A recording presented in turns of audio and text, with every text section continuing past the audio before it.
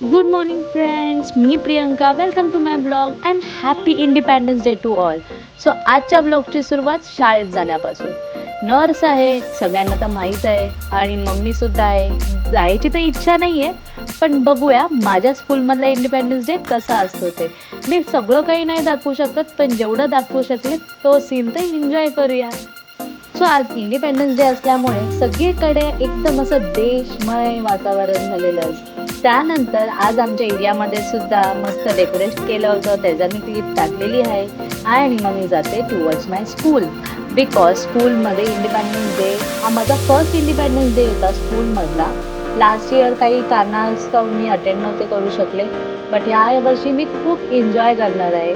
Independence day celebrate करतात, पण त्याबरोबर कामही इम्पॉर्टंट आहे. सो मी फर्स्ट येते, माझे काही मेल्स असतात ते चेक करते, माझे सगळं सेटअप करते अँड मी जाते मग इंडिपेंडन्स डेसाठी. इंडिपेंडन्स डे खूप छान प्रकारे होतो, मस्त शूट्स होतात, मस्त फोटो सेशन्स होतात आणि त्यानंतर मी येते घरी जाण्यासाठी. सो घरी जाताना मला सगळ्यांचे रिॲक्शन बघायचे होते, बिकॉज मी सांगितलं नव्हतं की मला आज हाफ डे आहे आणि मी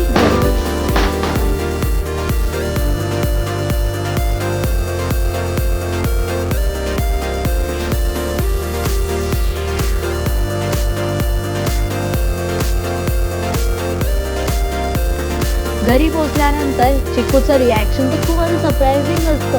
हो, मम्मा घरी आली आणि आराध्या तर तुम्हाला माहितीच आहे, ती माझी पाठ सोडतच नाही. सो त्यामुळे ती पण खूप हॅप्पी असते.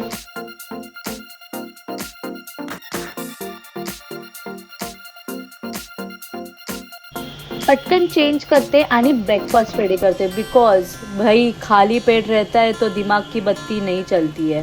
सो पटकन ब्रेकफास्ट करते आणि बाकीची कामं करायला सुरुवात करते.